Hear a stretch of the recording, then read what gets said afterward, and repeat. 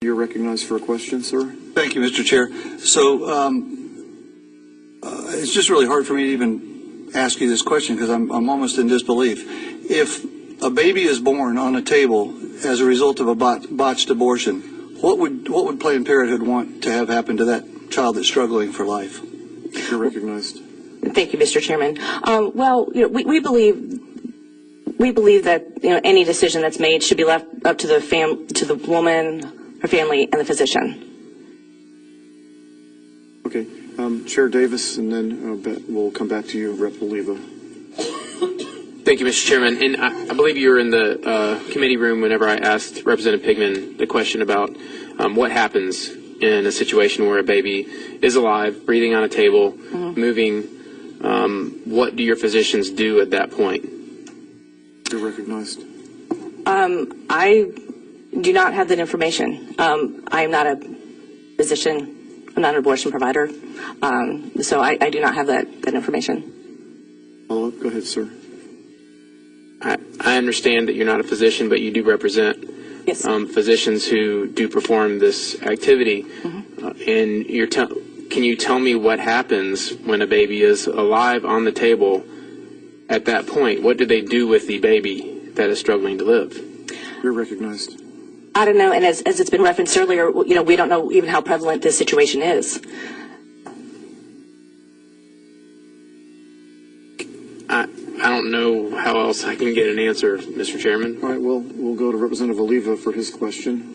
Thank you, Mr. Chairman. Along the same lines, you stated that a baby born on a table as a result of a botched abortion, that decision should be left to the doctor and the family. Is that what you're saying? It should. Thank you, Mr. Chairman. That decision should be between the patient and the healthcare provider. Follow up. Go ahead, sir. Thank you, Mr. Chairman. I think that at that point, the patient would be the child struggling on a table. Wouldn't you agree? You're recognized. That's a very good question. I really don't know how to answer that. I think, I would be glad to have some more, conversations with you about this. Thank you, Mr. Chairman. Representative Cleland for a question. Thank you, Mr. Chair. If the law doesn't speak to a physician's obligation in an abortion clinic setting, then what conflict do you have here? You mentioned in your testimony that the law already speaks to that, but if it doesn't in the abortion clinic setting, what issue do you have with that being codified in this bill? You're recognized. Thank you, Mr. Chairman. Okay, I'm not sure I understand your question. You can rephrase it. Thank you.